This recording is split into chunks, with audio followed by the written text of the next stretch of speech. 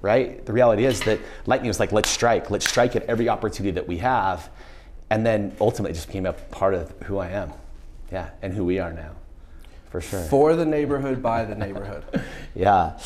I'll take it a little further with you guys, and I think, Kyle, you touched on this. You're like, hey, I don't know that I necessarily prefer to tap into the emotions of like the first time home buyer, right? I know that it's an intimate experience, and what that really kind of translates to is that the sociology of our sidewalks are really important, right? Like people move to neighborhoods, it's like just like what is it, the work, live, play kind of thing that moved for some time, but it's even far more than that now. Like there's so much intelligence from AI and all the science and just samplings to be able to like actually understand why people moved to that neighborhood or why they moved to that neighborhood and like why they choose to walk on those sidewalks.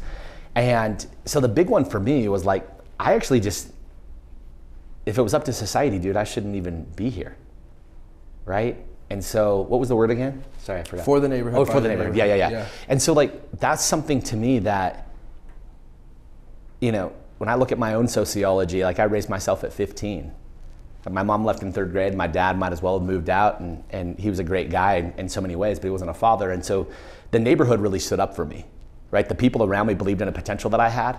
And I was like, oh, wait a minute. Like, I feel like now I have a stewardship and a responsibility to like give back to the very sidewalks that invested in me. And, you know, who would have thought like, you know, smothered burritos or hot chicken sandwiches, you know, or pancakes would put me in a driver's seat to speak to a bunch of real estate agents that are like fulfilling people's dreams on a daily basis. I just fill your tummies, right? Like there's a sacred duty you have to eat, but there's 5,300 other choices in the state. You don't have to pick me, but when you do, like we're just never gonna take it for granted, right? So everything that we do has that crest for a reason. Like we just, from the depth of my own childhood to how it translates into our culture and our team, like we do this for the neighborhood because the neighborhood's always done it for us. Yeah. Concept gangster. Now you want me to talk some shit. You know, these are all the words that like I've here's the reality. How many of you right? have your own business? Yeah, pretty much all of you, right? Like each of you are probably not on a salary here, right? Like you're out here working on commissions, you're out here, you know, 1099 or you're, you know, an independent contractor in some way. And business is truly about being a survivor. And you have to remember that. Like day in and day out, that also means like protecting your interests, protecting your assets, protecting your portfolio, right? Tony, you're out there as an investment broker for others, or Kyle, he's got several doors, but even more importantly, like he's out there being a good steward of other people's investment. Or at least he should be, and I know that Kyle is, right? That we have the best interest. And so the concept gangster really came from, the reality of it is like at the end of the day, dude, I'm gonna fight like tooth and nail and I wanna be as friendly as possible, but at the same time, I have no problem like shoving a hose down your throat if I have to. Yeah. And especially if it means that you're gonna threaten the integrity or value of my brand, or you're gonna threaten any of my marks, or you mistreat like our brands, people, or the communities in which we love. And so I share that because there's always a little bit of that edge too, where we do have to flex from time to time to protect what we know has value. Yeah. And so there is this like, it's kind of fun and catchy, but there's also like a subtle note too that's like, yo, I'm not gonna mess around. Like we don't play when it comes to the things that we build and who we build them for. Yeah, in a big way. Essence. Oof. Is this like what we're going through, or these are just like warm-ups? These are warm-ups. Okay, these are, yeah. Yeah, I want everybody, right? Like I know you really well. I want everyone to kind of have an idea of who you are. Like, and to me, as I was kind of going through this last night, I like, what do I want everyone to understand about you? Totally. It's, I want this kind of word association so people can see what's there, and then we're gonna get into it. That's great. Yeah, I mean, I'm sure you guys are all familiar with the term essence, right? Like you create this essence, but like in our business specifically, and I'll translate this into your business for you, Court, as well. But like in our business, you make a decision long before first bite, especially digitally, right? Like you see the cheersing of champagne, or you like see the hot honey dripping off of a hot honey pepperoni, or like you see someone biting into a sandwich, or like you see, you know, a group of gals, you know, celebrating on a Sunday morning, and they're taking pictures in the restroom, and you see the tile and you know the wallpaper and that kind of bit, and neon sign. If I take like Sunday's Best for instance. When I created this, I don't know how many of you like drink champagne. Maybe some of you drink Martinelli's as well, or maybe not. Perfect. What's your name? I drink champagne. Yeah. Perfect. What's your name? Erica. Erica, thank you, by the way. Erica, like, this is reality. Like, what does it feel like when you grab the bottle of champagne and like you pop the top, right? And you're like, you're friends. Like, what does that feel like? It's great. It's fun. You're like, woo! Like, there's like this essence that you're like, oh shit! Like, we're here to party. We're here to celebrate. We're here to have a great time. I don't care if it's Martinelli's. I don't care if it's a bottle of champagne. I don't care what it is. But that very essence of popping that to get to that moment of your cheersing is exactly what led all of the design and culture to build Sunday's Best. That one thing. The one very essence of just popping that bottle of champagne turned into what you see and experience today, which happens to be like one of Utah's most relevant and successful restaurants and one of the highest grossing per square foot in Utah, and competes across the country, which is wild for like a tier 4 and 5 market. I know that people say it's like a tier 6 market in Utah. I believe it's truly like a tier 3 market, but people don't gross per square foot like that in our market, especially in the suburbs, right? And so that's what essence is, right? The essence of how you carry yourself or how you see yourself or what you anticipate the very essence of that outcome to be, or the outcome of that essence to be, right? So kind of a leading question here, right? Cool. Sticking with the word association, but this is also going to kind of push us into what I want to start talking about first. Yeah. I think one of my favorite things I've ever heard you say is that I am a 15-year overnight success. Yeah. What does that mean to you?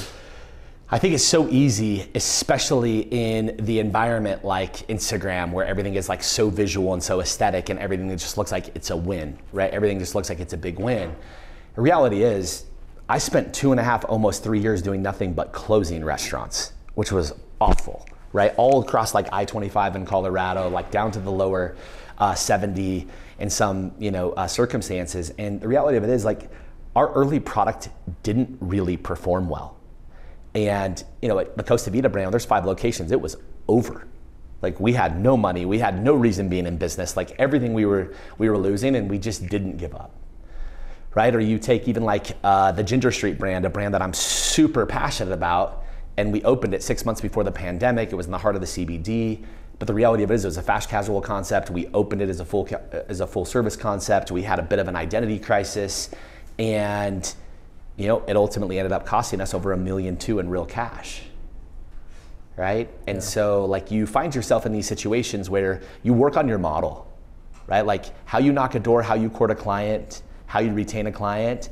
There's an evolution there, right? I'm sure that Tony has a process. I know that Kyle does. I've witnessed it. I've hosted him and his investors and his talent before. I've seen him set a table. I've seen him call for certain dishes in advance. I've heard him talk about dietary restrictions or choices in advance. Like, there's a thoughtfulness that goes into doing it really, really well. And I can tell you, when I first entered the business, if I was in yours, there's no possible way that I'd be thinking about the fact that they prefer, Pellegrino, Diet Coke, and peanut M&Ms. But the reality of it is, 15 years later, you understand that when you create that type of environment for someone and you protect that type of an experience, and they can see that you're participating in such thoughtfulness, right? That's like a new muscle that you gain. And so when I say like a 15-year overnight success, our last 3 brands have been literally knockouts, right? Like they're like lob up, knock it over the fence, lob up, knock it over the fence. But the 8 leading up to it kicked our ass. And so when I share that, it's just like we finally got to an architecture that works, and we just continue to improve it and improve it now. And it reminds me, and I remind the young, I think aspiring, entrepreneurs and business owners, but also those on the team today pays a different price than the team back then. Yeah. Right? And the team today most definitely has to stay up with scale. They have to be able to help us bottle it up and take it across the country. They have to protect great value, because we're also we sell entrances and exits, right? So every brand we build with the intent to sell. And people only want to buy a business that's going to be in a business forever, right? Like for you want Michael to buy from, what's your name? Chemish. From Chemish. You want Michael to buy from Chemish forever. Who's still going to be in the business. Who's still going to be in business, who, like, when I buy a property from you, I want you to sell my property. And when you sell my property, I want to buy another property from you. And I don't know how many of you take it pretty personal, but if someone else like calls someone else outside of their network and outside of your network, you're like, wait a minute, you're what? Even a lot of you are great friends, but please tell me you take that personal. Yeah. When someone doesn't want to buy from you. But we need to even take more personal inside of your reflection is, are you giving those individuals a reason to keep buying from you other than the fact that you just did the first deal? Because the first thing you have to realize in that, and this is just a big part of it, is if they don't call you back, you didn't give them a reason. So the first thing you do in your frustration is make sure that you recognize your reflection and understand like where you may have missed it. Right now, there's also circumstances. My son-in-law does it now, my daughter-in-law does it now, and then you typically have to go back and repair that. I'm sure, Kyle, you've been in this situation before, and you're like, I understand it, but we're not in business on scholarship. We're in business to make money, and let's make sure that we utilize experts in order to do it. Right? I had a crazy opportunity to sit with Pace Moby. Yeah. You know who I'm talking about? Yeah, sub two. This dude that like is kind of in the seller financing, arena and crushes it. Yeah. But I could understand how in the whole process of just like, he has the math on like, for sale by owner or even like helping agents understand this new like vertical. And I was blown away by how thoughtful he is. There's a reason why this dude told me this year he's clearing like 15, 20 million. And like, one of the toughest, 6 to 8 month period in real estate we've seen in many, many years. And this dude's gonna clear 20 million. And it was all what I took from it is like his ability to give people a reason to see it differently. And his ability between he and his architecture to get people to see the value in which they're creating for him. And they just keep calling him. Well, I think this is like where I think you shifted my business so much, right? Is I went from how can I just sell a whole bunch of houses to how can I actually develop a brand around selling those houses. And I think it's exactly what you just talked about with yourself and with Pace. If you don't know the value that you're creating for people, you're going to have a hard time explaining that to people. Big time. I think one of the shifts that you made, one of the shifts you helped me make was diving into having a personal brand. And I think this is where so many agents right now are just lacking. So, and it's not even their fault. I think the way that real estate has been done for a long time, for the majority of time, we have relied on the broker and the brokerage to kind of be that name and that oomph behind us, right? We would say, hey, don't worry, you can trust me. I work with Berkshire Hathaway. Warren Buffett personally hired me, so you should be wanting to work with me. That doesn't go away. So talk to us about what that kind of, you talked about it at the beginning, how you didn't like the branding guys, you didn't like the marketing guys, you felt like they were just giving away shit for free. What does that look like to, like, I think everyone can look at your socials and say like, okay, there's his personal brand, but how did you actually go about developing what your personal brand was going to be? Yeah, great question, by the way. So I actually had to learn this kind of the hard way. The good news is there was a few things already in place that were helpful. But the first learning was every time I'd build this brand and exit, every time I'd leave, everything was like, I'd start right over again. It's like build up this big... Does anybody ever feel that with transactions? You close a transaction and you feel like you're starting at zero again? Yeah, of course you do, right? Because the deal's closed, you're like, okay, like I just spent 2 months or 2 weeks or 2 years like courting this, all of a sudden you get to the finish line, you're like, okay, great, I'm gonna get commissioned on this, but like now I gotta go back to the drawing board again. And so what kept happening is I kept leaning into each of these brands that we were building, right? Whether they were in lifestyle or they were in restaurant, they were in F&B or hospitality in some way, and I'd go all in.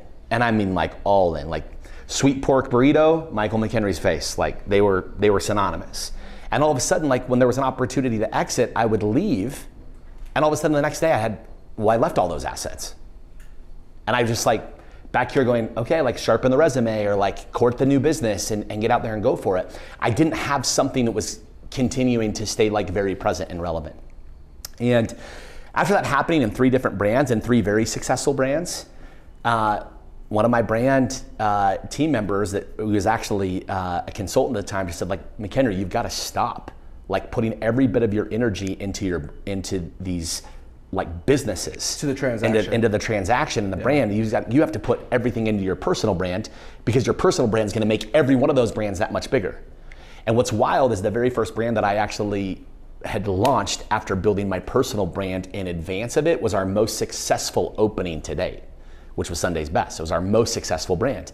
And a big part of that is, I think some of the relevance that came from it was my personal brand was much more relevant at that. And I wanted to kind of take it up here a little bit further. So, raise a hand, who has favorite brands? Like car brands, shoe brands, makeup, perfume, right? Whatever it is. Here's what's wild. A brand is nothing more than how people remember you. Like that's it. It's not any more difficult and it's not any less difficult, right? It's not more complicated or less complicated. The reality of it is a brand is just nothing more than how people remember you, right? So you're like, well, how do I want to be remembered, right? Or why do I remember Ferrari? Like why was that a big deal when I was a kid to have that poster on my wall? Right? Or like, what is that about that white picket fence? Or like for me, like why is it a Gothic castle with like dinosaur hedges? Anybody in here that can find me one of those locally, like I will buy it if it's reasonable. Kyle. Kyle just took a note, so I'm like, I know that dog's not sleeping on opportunity. I know better. He hunts all the time. Welcome to the CRM, baby. Right? But that is something that people get confused about, or they feel like brand is so complex. Like, why do I shop at Free People? Like, why do I love this jacket that I pay them for? Which I think you got at Free People, right?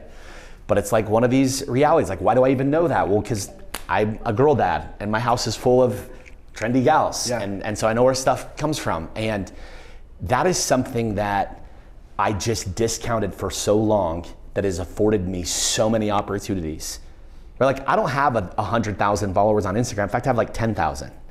But my engagement is like off the charts because I've never done a giveaway. I've never bought a single follower. I've never paid for a like. And it was a big reason why I got verified long before you could pay to get verified. That was a reality for the very thing that we're talking about, that when you really truly understand the value of your personal brand and the value of brands around you and how to create association with them so they are recognizable, so that people will help remember you through other brands. I think part of the complexity that you talked about comes from, we see people that are sitting in your chair today, right? And we look at it, we're like, well, yeah, okay, you have this incredible restaurant, you have this incredible space. Obviously, it's easy to build a personal brand around that, right? And we see these people that's the first, like, yeah. Well, so that's what I'm saying. I Yeah. think part of the complexity that we see is we see people and we're like, okay, well, it's easier for them to have it because they already have that established. Go back to the beginning for us, right? What was it like the first time you turned the camera around on yourself and said, hey, what's up, y'all? My name's Michael McHenry. Yeah, I mean, listen, I shared this not too long ago, but if I take like a leadership side, because that's where my business started, I was in operations. I remember my first like mentor, he was like coaching me, and he would like set me up for my first manager's meeting. And like, dude, just at this point, it was like, this was a bowling alley that had a Costa Vida in it that served burritos. And I remember talking to 3 people, and my hand would shake like this because I was holding the agenda. I was so nervous to speak on behalf of like whatever our objectives were. And I remember that kind of very same thing translating. I would get onto Instagram and I just like didn't know what to write. I didn't know like how the picture should look. And I most definitely, if I turned the phone around on myself, I was fumbling and I'd do them over and over. How many of you, by the way, have turned the phone around and recorded it 75 times? And then deleted it and never posted Yeah, it. or like how many of you have you've been in this situation before, like, oh, I don't like how my chin looks, or like, I don't like how my shirt was folded over, or like, I didn't like how I was sitting. It wasn't the most flattering picture. And here's something that I actually learned. Of course, we always want to have a picture or video out there where we feel like we look the best, right? Would we agree to that? Yeah. But the reality is this, like the market wants to see you today in your most authentic form. They actually want to see that like you might fumble a word or two, because I sell pancakes, dude. I'm not a scholar, right? That's just the reality. And I had to get to this point to where like I just am who I am. And like whatever it is you believe in, we're all infinitely unique in our own way, and we have such a gift to give. And that's what you have to realize in your personal brand. Don't build a personal brand based off of someone else. Build a brand off of like your own gifts. And then find your people. And find your people, because like the old saying, it's like, you know, you're out there searching for love and you never found it, but the moment that you fall in love with yourself, abundant love shows up. It's the exact same thing. Like the moment you just get really true with who you are, like really truly connected with like who you are and who you see and who you want to attract, like wouldn't you want to put a personal brand out there that actually attracts your ideal client?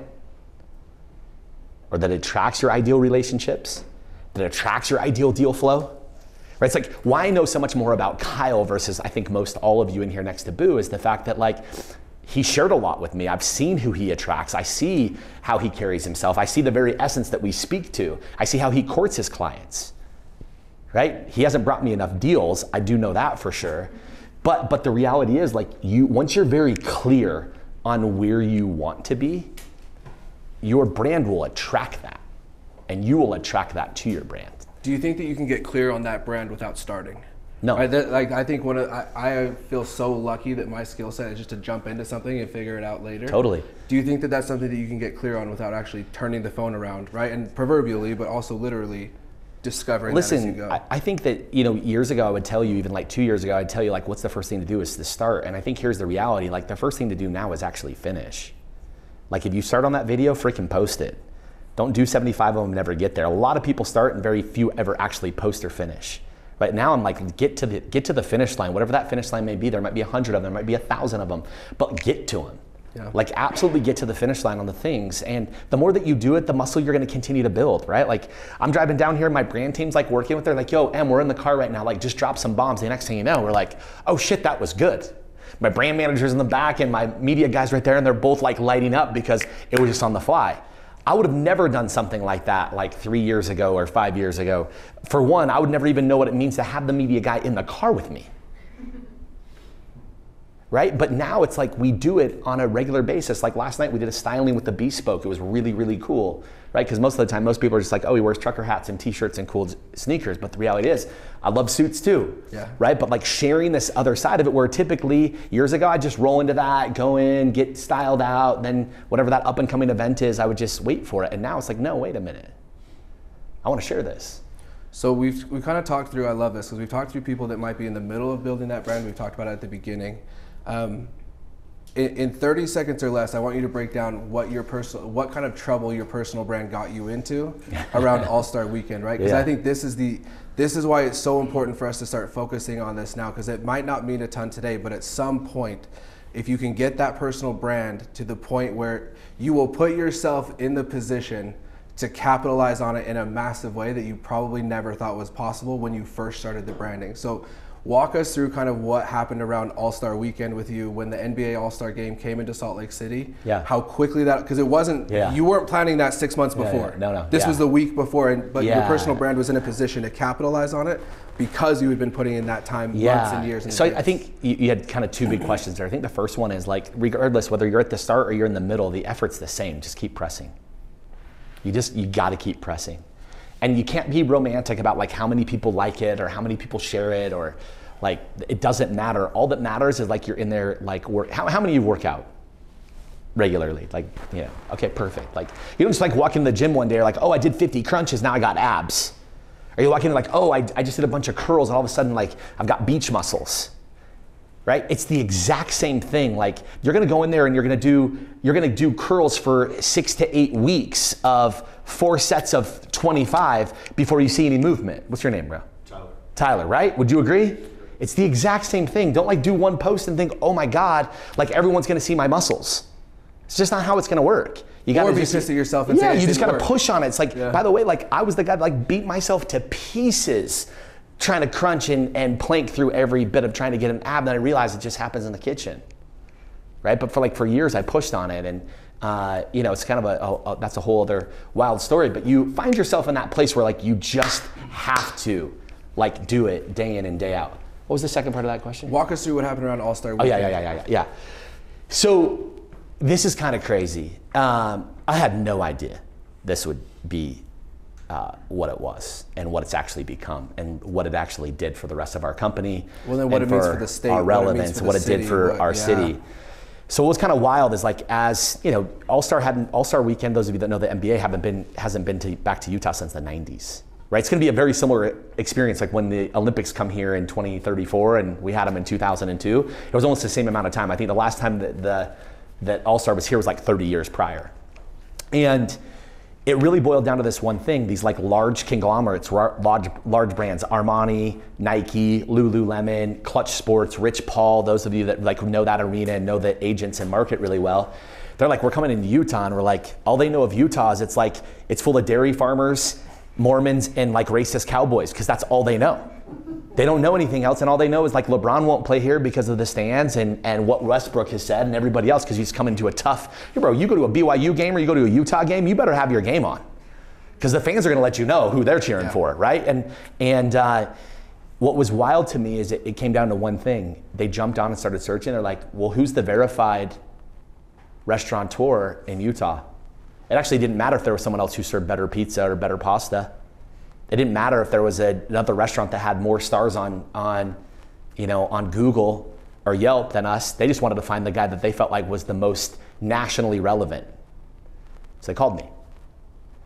And what quickly went from like doing a celebrity brunch to, you know, hosting a couple of parties turned into like literally hosting some of the most interactive and most experiential events that All Star has ever seen in any market, right? We went from like what we thought was a top end celebrity being a Jordan Clarkson, who was a great friend of mine, who throwing a celebrity brunch for him, to 3 days later, like we're throwing back-to-back parties for Travis Scott, and Kanye West is hanging out with my brand manager for 15 minutes. I didn't even know he was at my party. All because of just one thing. I had one check next to my name on Instagram, which opened up a conversation that I had earned that check mark. I didn't buy it. And so what it took, the quality of being able to own that mark, open up the conversation. I had one quick conversation with one guy that turned into 2 events. And then what really transpired is a group from New York City was in town, and they had met some individuals that are outside of our fold, and their first event was a flop. They had Wiz Khalifa, Mariah Carey, a bunch of others, and it was a complete flop for them. They came to my brunch, they walked in, they singled me out and said, hey, you're the guy that we want to talk to, and the rest just became fruitful history. So my team's been invited to help Clutch facilitate in Indiana. I don't know that we're going to do it, but the wild thing that came from this was that just the personal brand opened the door, and then our ability to close, which I believe is an art that you work on, really is what created the outcome. And yeah, I think I wanted you to highlight that, because I think that for the majority of us in this room right now, we are in a very, very similar situation. The market is not what the market is going to be 2 years from now or 3 years from now. Already shifting, big money already wanting to move. We have a handful of months, a handful of years before our All-Star weekend comes, right? The reality of it is when they do come, when our version of All-Star weekend comes to Salt Lake City, we're not gonna have a month to prepare, we're not gonna have 6 months to prepare, we're not gonna have a year to prepare, we're gonna have 2 weeks to prepare. And here's the reality. And you gotta be in shape. And here's the reality of it, is that if they hadn't called you, right? Let's say your brand wasn't in a position where they can call you. Are they still throwing events? Oh yeah. They're still transacting. They're just transacting with somebody else. That's the conversation. And that was something that when you look at the market, you look at the tough competitive nature of your business, right? There's a lot of realtors, there's a lot of brokerage. You have some hitters in here, which is beautiful. I mean, you've got individuals in here that I highly respect, that I've seen highs and lows, that have been great guests of mine and become great friends.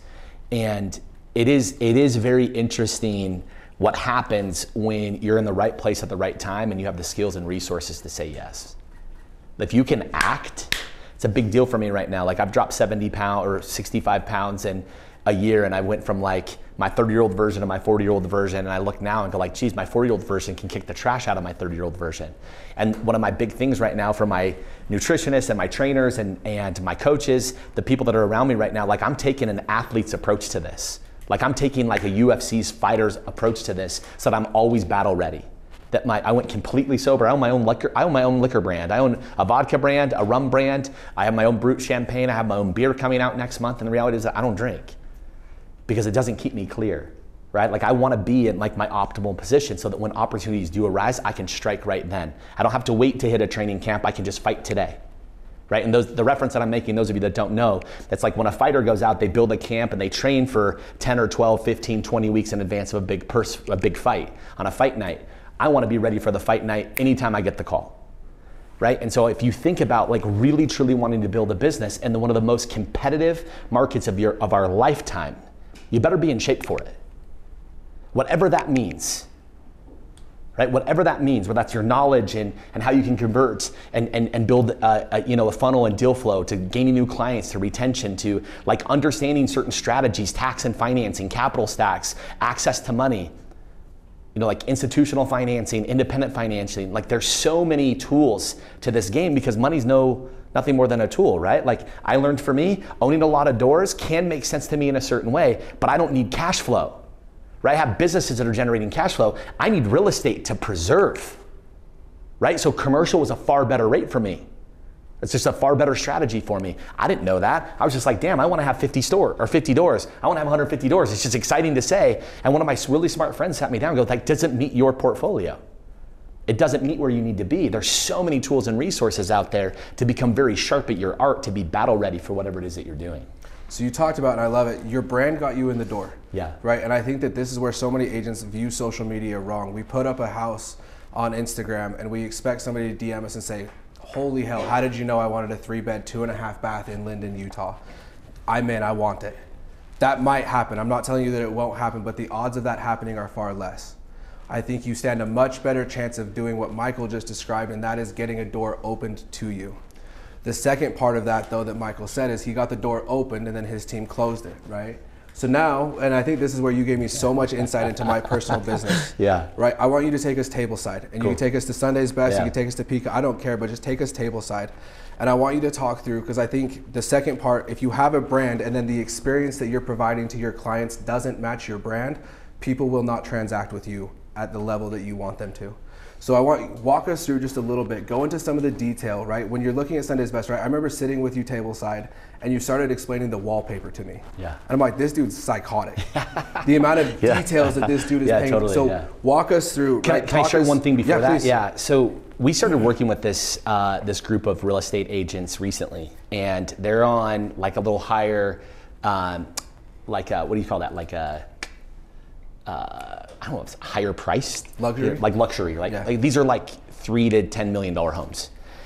And it was kind of interesting getting to know them because they take a little different approach, right? Their open houses aren't just like, hey, we put signs out and like come around and we grab some cookies from Harmon's and we have a candle in here and like, please leave your shoes. They're like, hey, come.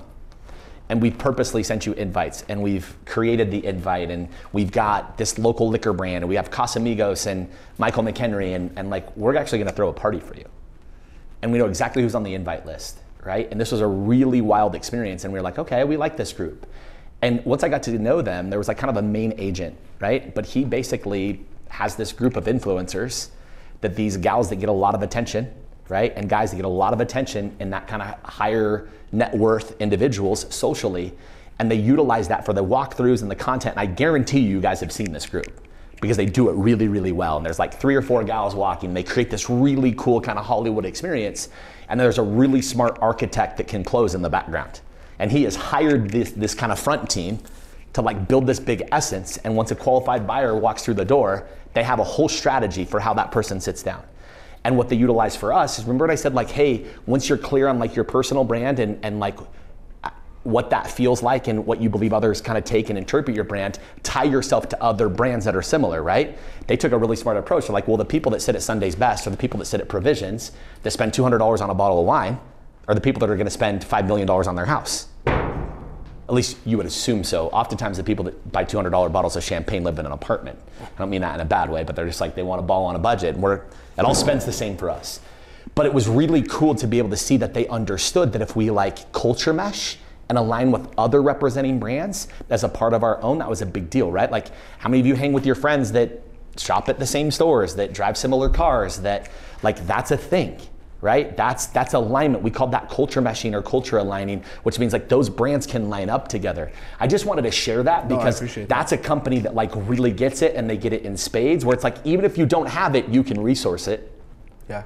If you don't have it yet, you can resource it. You have to be aware of it though. You have to be aware. You have to understand it, right? That's why I'm sharing some of that architecture, right? It's like when you look at certain brands, like in our business, especially you look at like a little bit of the dying age of like lifestyle malls, but like you can anticipate when there's a Lululemon, there's going to be a Nordstrom. When there's a Nordstrom, there's going to be a Tiffany's. When there's a Tiffany's, there's going to be a Louis Vuitton. When there's a Louis Vuitton, there's, you know, right? Like very rarely do you walk in and see a Louis Vuitton without a Gucci. But think about that, right? Like these brands grow together for a reason. The same thing can translate in your business. I want you to walk us through the experience of what it feels like to come in, right? Because perfect. Yeah. I would say like the experience that you crafted. I remember hearing you make fun of yourself one day. You're like, I went to Mormon suburbia in the middle of COVID pandemic, and I opened up a spot where people could come and drink champagne at 10 a.m. on a Tuesday. Yeah. And it exploded. Yeah.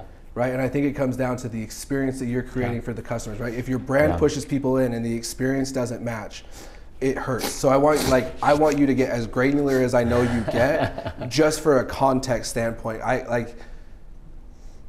We might not think that fluffing the pillows at an open house makes a difference. 100%. It makes a difference. Like I want you to kind of go through. Yeah, like, I mean, I fluff the pillows every time I walk through the door.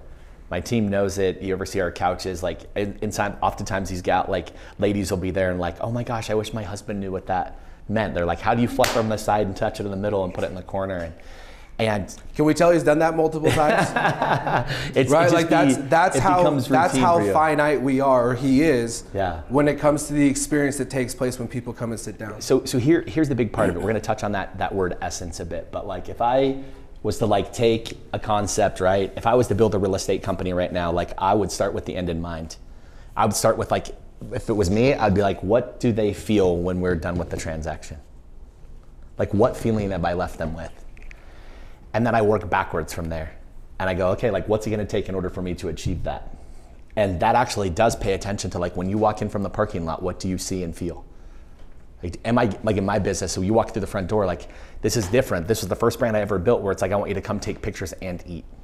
I want you to come here and eat and take pictures, right? There's a big, big difference if you're designing space, if you really truly understand the anthropology of space. So when you walk into a Sunday's Best, especially our new designs, I think what we brought during the pandemic when no one was building, everyone was shuttering every one of their doors, and most people were like hiding under their tables or running for the hills. And I'm building out 5,000 square feet, in the middle of suburbia. People thought I was crazy, and I knew I was. Just like right now, people might think you're crazy for what you're trying to list or the deals you're trying to do, or interest rates are at 7%. Well, at one time they were at 15. Maybe not in our lifetime, right? But the reality is everything adjusts. When gas is $7 a gallon, interest rates are $7. The reality is things just adjust. You just move to those conditions, right? And so for me, like I always start with the end in mind, no matter what it is.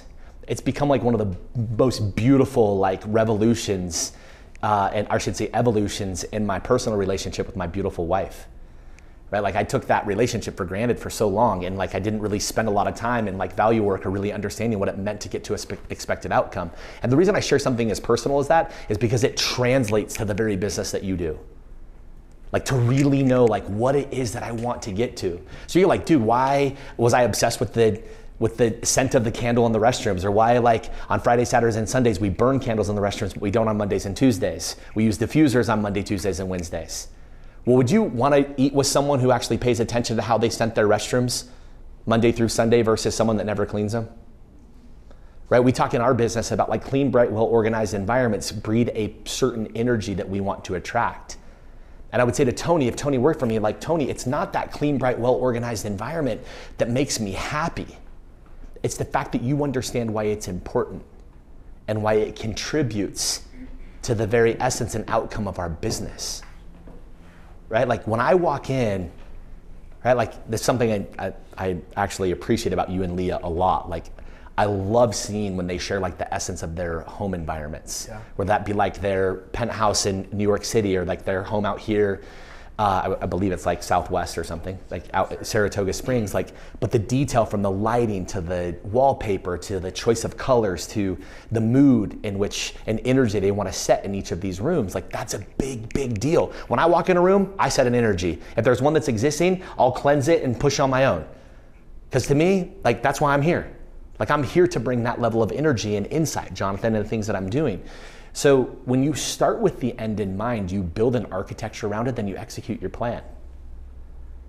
Right? Like radically different. I've been married for I've been with the same gal for 20 years. I was a complete shithead for the first like 15, maybe more. Right? And I use this as a personal example because like I don't even know what kind of house my wife wanted to live in. Now I know she wants dinosaur hedges. Now I know she wants everything black. Before I was like, well, this is what's trendy and I like this and I like these vibes or whatever it is. And the reality of it is like once you ask a lot of questions, you become a lot more curious and you start with that end, you get to build this. Here's why most people don't do it. Because once you're clear on what you want, then you actually have to do the damn work. Yeah. And most people just want to wake up every day and just like shoot from the hip. Most people just want to like lace up and like go work and be busy and do a couple calls and get after it. Like my most affluent friends, and I'm talking, I have several friends that I roll with on a regular basis that are worth a couple $100 million or more. One of my very close friends, self-made billionaire, and these guys work their architecture like you have never seen before. Crystal clear. I'm talking like doesn't leave the office till they get their 10 no matter what, no matter how much money they've made. Because to them, it's just architecture, it's just muscle, it's just routine.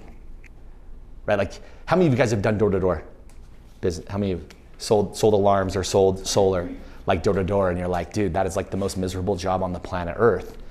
And then to get these guys that are like pretty damn good at it, they have a pretty good high, like they can set and close at a pretty high rate. So they're like, oh, I make 250, 300,000 a year and I work like 25 hours a week, and they just mess around. And then you get these guys that are like, bro, no matter what, I'm gonna knock 100 doors today, or no matter what, it's 10 hours, no matter what. You've been around those guys before?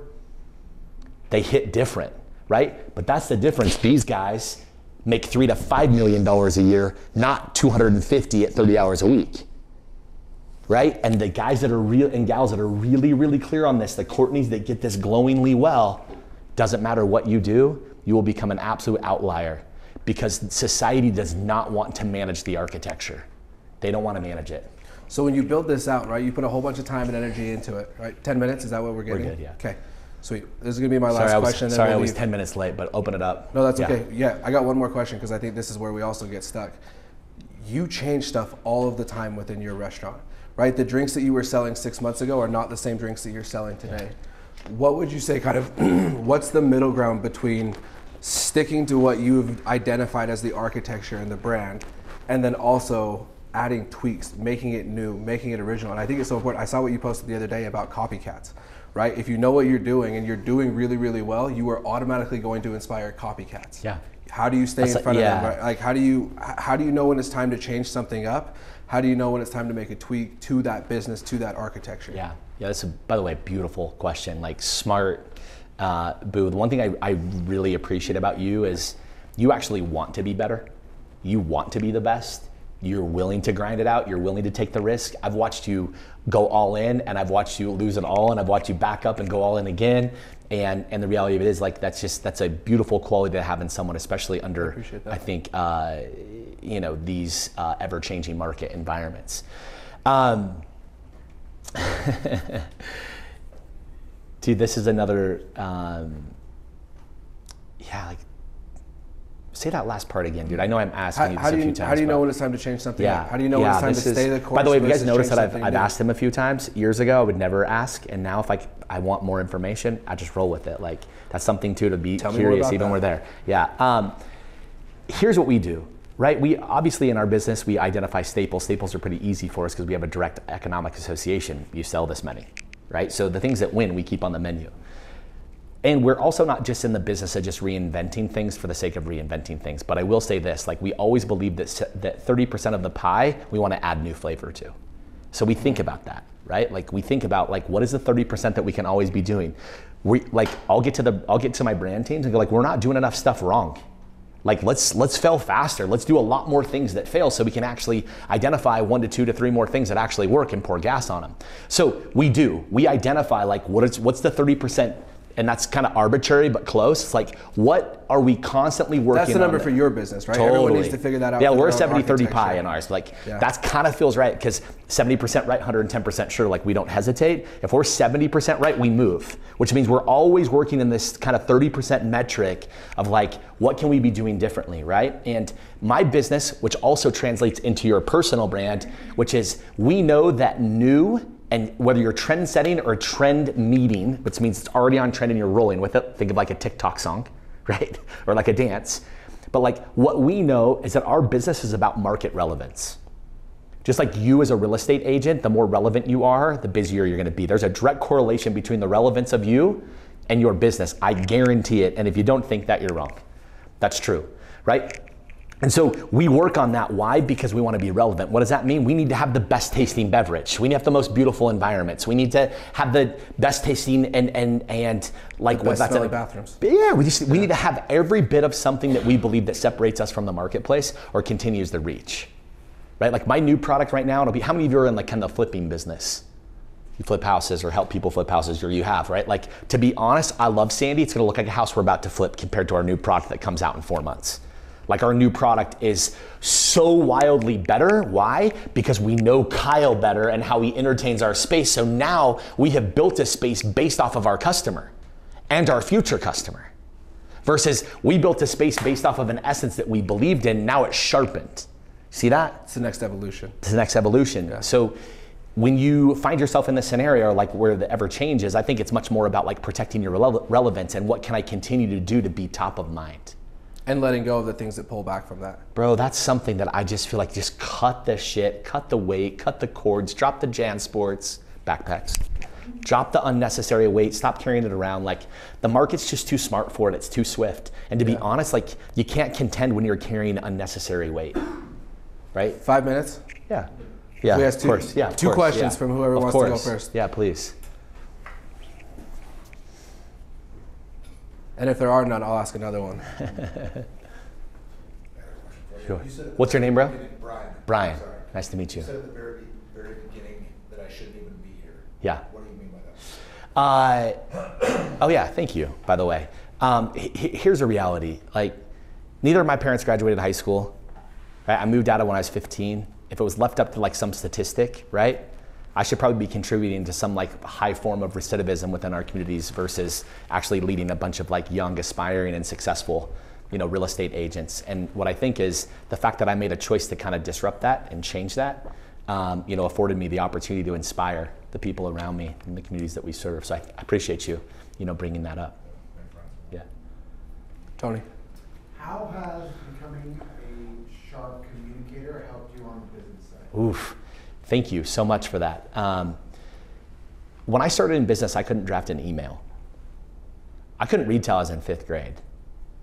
I see this, I raised 3 daughters now. My 13-year-old is an absolute brainiac and like one of the most just gifted and amazing individuals, and I just had none of that. I saw it as a tool. I saw it as an incredible tool to be able to articulate your vision, to be able to articulate your interests and your passions, and also get alignment to gain, that's like vision and mission and gain alignment. And so I read a lot of books. I mimicked people that I would hear speak. And I really pride myself on my ability to not only articulate, but to actually write on my own behalf now. And you have to look at these communication tools, just like money is a tool, communication is a tool. And once you honor it, you want to be very, very good at it, right? There's an old saying that's like, always have the right tool for the job. Well, your business is communication. Become that expert. Tony, thank you for bringing that up. We've got it. We can take a couple more, bro. You sure? Yeah, we're good. Yep. Yeah, Maddie. What books were most influential to you? Ooh. There's some oldies, right? You got to remember, like I am 41, but I started in business young. And so a lot of these authors were like in the early 90s. But like one of the most influential books I ever read as like a young individual was Developing the Leader Within You. It's a John Maxwell. He's an old school dog. That one like really, really stood out. But now like there's so many books that I just love and that I honor, that I lead into in so many ways. One that I think is industry related for me that would be incredible for you guys is called Setting the Table. It's written by Danny Meyer. He's the founder of Union Square Hospitality. He's actually the founder of Shake Shack, how he turned like a hot dog into $1 billion conglomerate. I think they went for like 1,800 times earnings in one of your home markets. It's wild, and he talks about setting the table. And you can take that and translate that into your very business in a big way. That one had, a lot of, big insight. I'm also like, not that I'm much for like locker room pep talk and rah, rah, rah, but I can most definitely, I have to have a level of intensity in order for me to respect it. I love anything from Tim Grover. Yeah. I'm a big believer in Tim Grover. In fact, we're bringing him out here for a client in a couple of months. And so I'm a big, big believer there. That's something on like mindset and intensity. Those of you that are building your brand for the first time, really lean into that. I think those of you that have much more of a mature brand that you've been building, but you're getting at these next levels, is a great book for you. But I'm a big believer in seeing others or reading others' memoirs as well to understand what they learned along the way.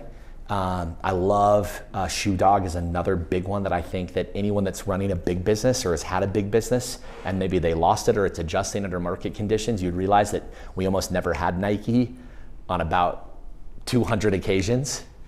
And when Phil Knight was building Nike, he almost went to prison over it for just being entrepreneurial. And we think about, geez, how many people are wearing Nikes right now? Raise a hand. I think you got some MBs back there, huh? Yeah, I see it. I see you, bro. Yeah, I think that's where we're at. What else we got? Yes. I just finished this book. Actually, I'm almost done with it. It's called The Ruthless Elimination of Hurry. And I'm just curious. This question's twofold. So, as like you are a busy person, right? And like you are go go go. Your mind is go go go. And I feel like I struggle with that. But this book was talking a lot about mindfulness and making sure that there is time in the day for solitude and just silence and practicing that. How do you make sure that you get time in the day? And if not, do you even do that? Or do you practice that? I wish I thought this way when I was kind of a little younger in my business. I had to learn this. This is an art for me. I most definitely have a very unique gas. I don't drink caffeine, take pre-workouts, or do anything that stimulates my mind. God gave me this beautiful gift of energy. I've had to learn how to challenge it or kind of channel it and manage it over time. It wasn't until about 3 years ago that I got really serious about understanding and protecting my personal health in that, because I am a go, go, go. Like my reputation, although like bold and full of energy, most definitely had one of like always leaving the light on and never giving up. Like never, I was the guy, if I was in your office, when you left it, sometimes I'd be in the same place. Like I just was so infected by it because I came from nothing. And it was so tangible for me. If I just earned something, I grabbed it. If I earned it, it was rewarding. It just, everything was a win to me when you came from nothing, right? And so I most definitely do. Like I cold plunge, I was cold plunging before it was a movement. I hike 3 to 4 times a week.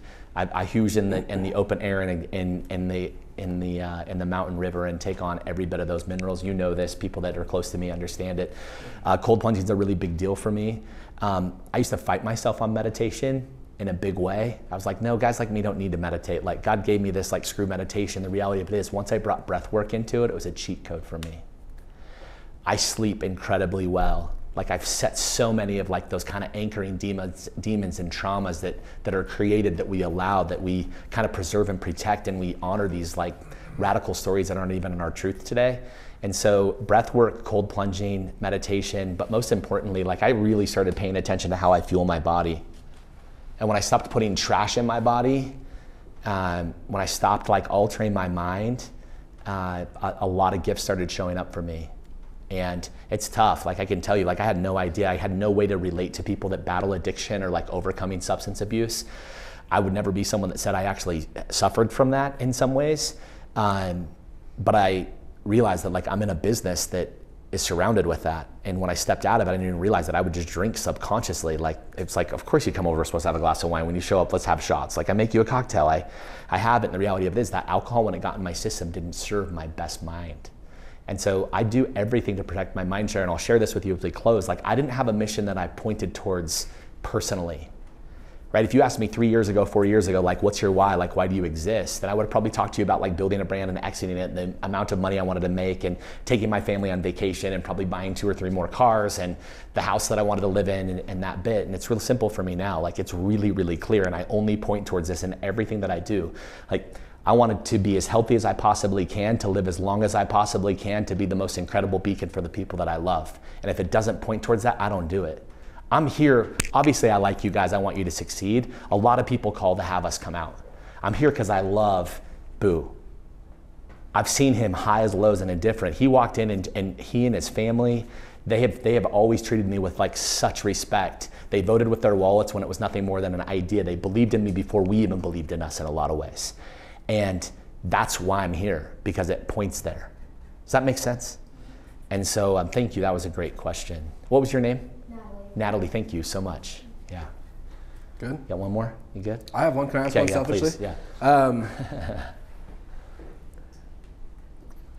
Trying to figure out how to phrase this the best way. Just let it out. Even though this room is somewhat full today, I would say that you're seeing us before the grand opening. Mm-hmm. And even though we're kind of a franchise, if you want to call it that, we really have been given the latitude to establish a culture here. What advice would you have for all of the agents in the room that are either on the team or thinking about joining the team, right? Because there's 13 of us, 14 of us at this point. The goal is to scale it to somewhere to 40 to 60. So the people in this room, to me, are the people that are going to establish that culture. Give us a 1-minute breakdown on, in your opinion, what we can do to set the tone so that this culture is not only just like seeping into everybody else that interacts with us, but sets the tone for everybody else that's going to be joining us in 3 months, in 6 months, in a year. Yeah. Well, remember we talked about like brand is how people remember you? Well, culture is about how you make people feel. So just think about that for a minute, right? Like we talk about like how they remember you, and that there's feelings associated with like, oh, I really like it, but like, why do you really like it, right? So when it comes down to culture, it's really simple. You got to remember, like in the early stages, whoever you hire is a cultural co-founder. So if there's 13 going to 60, like all of you, the 13 of you right now are going to contribute to what the culture and character of the brand is. If you're frustrated with where it stands today, then like reflect. But it's really like, let's use Mickey Mouse as an example, like project Mickey Mouse up right now for Disneyland, right? And that's like the very essence, the character, the brand, you know, I'm going to use Mickey Mouse, but it's like, that's the skill set, that's the professionalism, that's the uniform, like that's every bit of the character, right? And what I would say, like in the most appropriate way, is get really, really clear on your Mickey Mouse and only hire on it. And the moment that you make like an off-brand decision, do not prolong that needed change, because that'll infect your whole culture, will shift. Unfortunately, like one bad can spread faster than 10 good. Right? I know you've experienced this in other roles before, and it's as simple as it sounds, like get clear on your Mickey Mouse, and whatever your Mickey Mouse is, only hire. Only hire at that. And like be slow to hire and fast to fire. Like I'm just telling you, like in any circumstance when it comes to culture, like do not prolong needed change, and be radically clear on who you want to be. And if you're not radically clear on who you want to be, don't hire yet. Just don't, because you'll just become the next brokerage, you'll just become the next place. Yeah. And so like my advice for the team as well as for you is, let's get radically clear on who you want to be. What are your best, most contributing and furthering attributes, and hire on brand. That's it. It's kind of that simple and that complicated. I don't think there's a better way to end it. So seriously, thank you for Yeah, the time. of course. Yeah. Thank you guys. Yeah. Of course. I appreciate you guys, man. Yeah, that was dope. Always good to see you. Love you. Yeah. Peace.